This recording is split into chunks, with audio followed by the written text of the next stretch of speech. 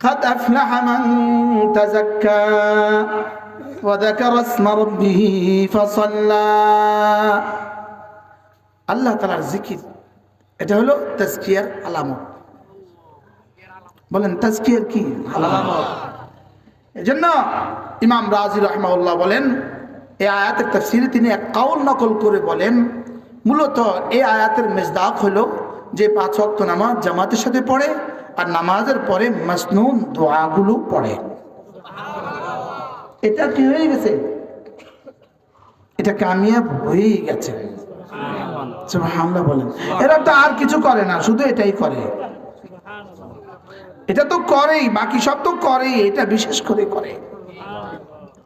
5 ওয়াক্ত নামাজের পরে আল্লাহর নবী বলেন, কোন মানুষ যদি 5 ওয়াক্ত নামাজের পরে, রাসূল বলেন, আয়াতুল কুরসি পড়ে, আয়াতুল কুরসি, আল্লাহর নবী বলেন, মান ক্বারা আয়াতুল কুরসি ফি দুবুরিল মাকতুবাত লাম ইয়ামনাহু আন দুখুলিল জান্নাতি ইল্লাল মাউত।